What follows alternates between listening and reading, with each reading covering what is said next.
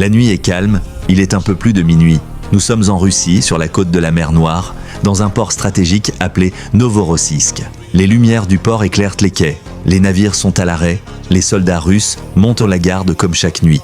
Pour eux, rien d'inhabituel. Tout est sous contrôle, les radars fonctionnent, les défenses sont actives. Dans ce port, personne n'imagine qu'une attaque est impossible. Et pourtant, cette nuit-là, l'un des ports les plus protégés de Russie va être frappé.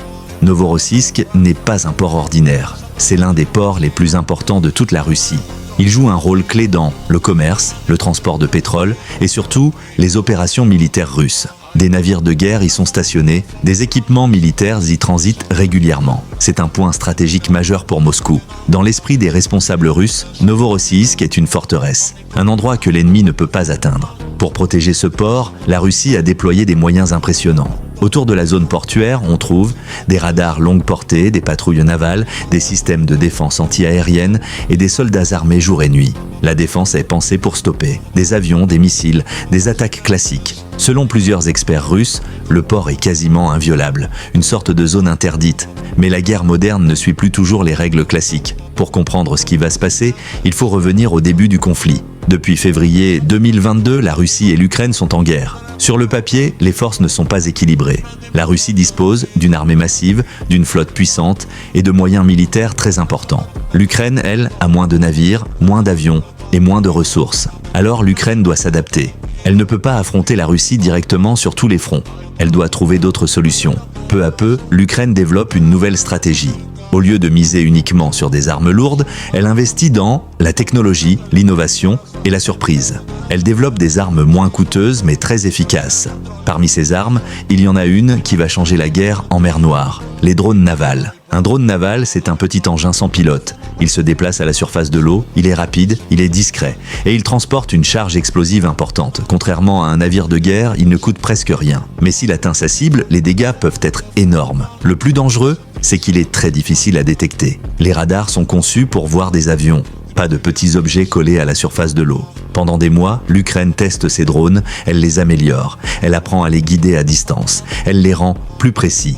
Petit à petit, les ingénieurs ukrainiens comprennent une chose. Ces drones peuvent atteindre des cibles que personne n'imaginait attaquables, même des ports russes très protégés. C'est là que l'idée prend forme. Pourquoi ne pas frapper Novorossiysk, un port loin du front, un port considéré comme sûr, un port symbole de la puissance russe? L'objectif n'est pas seulement militaire, c'est aussi un message. La préparation de l'attaque commence dans le plus grand secret. Dans le sud de l'Ukraine, près de la région d'Odessa, les drones sont assemblés et programmés. Chaque détail compte, la vitesse, la trajectoire, le moment de l'attaque, la distance est énorme. Plus de 600 km séparent l'Ukraine du port russe de Novorossiysk. C'est un pari risqué, mais l'état-major ukrainien décide de tenter l'opération. La nuit choisie n'est pas un hasard. Les conditions météorologiques sont favorables. La mer est relativement calme. La visibilité est faible. Tout est réuni pour une attaque discrète. Lorsque les drones sont lancés, il n'y a pas de bruit spectaculaire, pas de flammes visibles, juste de petits engins qui glissent l'eau sur l'eau. Ils avancent lentement au début, puis accélèrent, direction la Russie. Pendant ce temps, à Novorossiysk, la vie continue normalement. Les soldats surveillent les écrans, les radars tournent, les navires sont à quai, aucune alerte. Pour les forces russes, il n'y a aucune menace immédiate. C'est précisément ce sentiment de sécurité qui va coûter cher. Les drones ukrainiens avancent là pendant des heures, ils longent la mer Noire, ils évitent de certaines zones surveillées. Ils restent bas, très bas sur l'eau. Les systèmes russes ne détectent rien. Pour les radars, ces drones sont presque invisibles. Puis soudain, tout bascule. Une explosion retentit près du port. Quelques secondes plus tard, une autre explosion. Les drones atteignent leur objectif. Ils frappent des installations portuaires et des navires militaires russes. La surprise est totale. Les sirènes se déclenchent, les soldats courent, les défenses tentent de réagir. Mais il est trop tard. L'attaque a réussi. Un port considéré comme invincible vient d'être touché. Les images de l'attaque circulent rapidement. On voit des explosions, des dégâts importants et surtout, la preuve que la défense russe a été contournée. Pour Moscou, c'est un choc. Pas seulement à cause des dégâts matériels, mais à cause du symbole. Si Novorossiysk peut être attaqué, alors aucun port n'est totalement sûr. Les conséquences sont nombreuses, le trafic maritime est perturbé. Les navires doivent être inspectés. La sécurité est renforcée, mais le mal est fait. Le mythe de l'invincibilité est brisé. Dans le monde entier, les experts militaires analysent l'attaque. Tous arrivent à la même conclusion. La guerre moderne a changé. Aujourd'hui, de petites armes intelligentes peuvent mettre en difficulté de grandes puissances militaires. Cette attaque montre aussi une autre réalité. Dans les conflits modernes, la technologie et la créativité peuvent parfois être plus importantes que la puissance brute. L'Ukraine n'a pas détruit toute la flotte russe, mais elle a envoyé un message très clair. Un message à la Russie, mais aussi au reste du monde. Aucune défense n'est parfaite, aucun système n'est invulnérable. Même les armées les plus puissantes peuvent être surprises. L'attaque de Novorossiysk restera comme un moment clé de la guerre en Ukraine. Un moment où une armée plus faible a réussi à frapper un symbole fort de son adversaire. Cette histoire nous rappelle une chose essentielle. Les guerres ne se gagnent pas seulement avec des chars, des avions ou des missiles. Elles se gagnent aussi avec l'intelligence, l'innovation et la capacité à surprendre. Aujourd'hui, la mer Noire n'est plus un espace sûr pour personne. Et l'attaque de Novorossiysk a définitivement changé les règles du jeu. Et ce changement de règles ne s'arrête pas à cette nuit-là. Après l'attaque, le silence revient progressivement sur le port de Novorossiysk. Un silence lourd, différent de celui d'avant. Un silence de doute. Les premières heures qui suivent sont chaotiques. Les autorités russes tentent de comprendre ce qui vient de se passer. Les rapports se contredisent. Certains parlent d'un accident. D'autres évoquent une attaque terroriste. Mais très vite, la réalité s'impose. Il ne s'agit pas d'un accident. Ce n'est pas une explosion isolée, c'est une opération militaire parfaitement planifiée. Les plongeurs sont envoyés sous l'eau. Ils inspectent les coques des navires, ils découvrent des dégâts précis, localisés, typiques d'une charge explosive dirigée. Les ingénieurs militaires analysent les débris récupérés, des fragments de coques légères, des composants électroniques, des restes de moteurs. Le doute n'est plus permis, ce sont des drones navals. Pour la première fois, un port stratégique russe, loin de la ligne de front, a été frappé avec succès par des drones venus de centaines de kilomètres. À Moscou, l'information remonte très vite au plus haut niveau. Les réunions de crise s'enchaînent. Les généraux demandent des explications. Comment un tel système de défense a-t-il pu être contourné? Car sur le papier, tout était en place. Les radars, les patrouilles, les armes anti-aériennes, les procédures. Mais le problème n'est pas ce qui était visible. Le problème, c'est ce qui ne l'était pas. Les drones navals ukrainiens n'ont pas attaqué comme une armée classique. Ils n'ont pas cherché l'affrontement. Ils ont exploité une faille psychologique et technologique. Pendant des décennies, les ports militaires ont été protégés contre des menaces connues. Avions, sous-marins, missiles, navires ennemis. Mais personne n'avait vraiment intégré l'idée qu'un objet minuscule, rapide, sans équipage, puisse parcourir une si longue distance et frapper avec une telle précision. Cette attaque oblige la Russie à revoir complètement sa doctrine navale en mer Noire. Dès les jours suivants, de nouvelles mesures sont mises en place. Des barrages flottants sont installés à l'entrée du port. Des filets anti-drones. Des patrouilles supplémentaires, jour et nuit. Les soldats reçoivent de nouvelles consignes. Observer la surface de l'eau,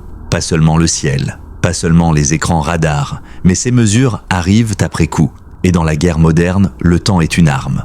Pendant que la Russie renforce ses défenses, l'Ukraine observe, analyse, apprend. Car pour Kiev, l'attaque de Novorossiysk était bien plus qu'un succès ponctuel. C'est une preuve de concept, la démonstration que sa stratégie fonctionne. Depuis le début du conflit, l'Ukraine sait qu'elle ne peut pas gagner par la force brute. Elle ne peut pas produire plus de chars que la Russie, ni plus d'avions, ni plus de navires. Mais elle peut penser autrement. Les drones navals deviennent alors un pilier central de la stratégie ukrainienne en mer Noire. Ils ne servent pas seulement à détruire, ils servent à dissuader, à perturber, à forcer l'ennemi à disperser ses ressources. Chaque port russe devient une cible potentielle. Chaque navire à quai devient vulnérable. Même sans attaquer, la simple possibilité d'une attaque change tout. Les commandants russes doivent désormais se poser une question simple mais inquiétante. Et si le prochain drone arrivait cette nuit ? Cette incertitude a un coût énorme, un coût logistique, un coût financier, mais surtout un coût psychologique, car une armée qui doute n'est jamais totalement efficace.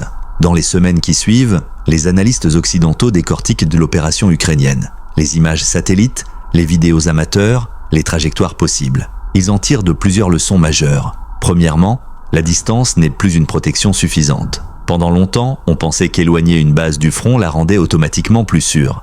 Novorossiysk prouve le contraire. Deuxièmement, le coût d'entrée dans la guerre moderne a radicalement baissé. Un drone naval coûte une fraction du prix d'un navire de guerre et pourtant, il peut l'endommager gravement, voire le mettre hors service. Troisièmement, la supériorité technologique ne garantit plus l'invulnérabilité. La Russie possède des systèmes avancés, mais ces systèmes ont été conçus pour une autre époque. Une époque où l'ennemi attaquait avec des moyens similaires. L'Ukraine, elle, a choisi la symétrie. Et cette logique dépasse largement le cadre de la guerre en Ukraine. Dans de nombreuses capitales militaires, on commence à s'inquiéter. Si l'Ukraine peut faire cela aujourd'hui, qu'en sera-t-il demain? Les ports militaires du monde entier sont concernés. Les bases navales américaines, européennes, asiatiques. Le conflit n'a fait qu'accélérer ce processus.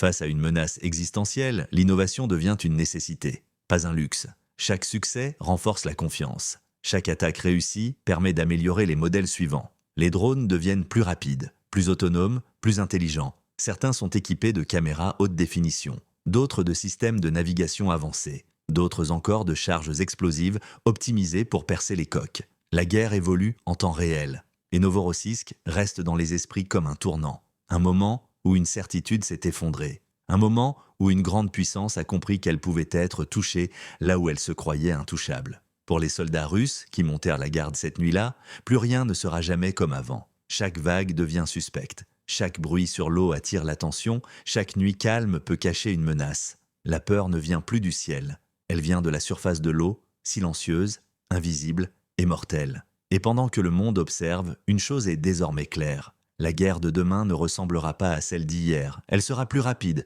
plus imprévisible, plus technologique. Et l'attaque de Novorossiysk n'en est que le début.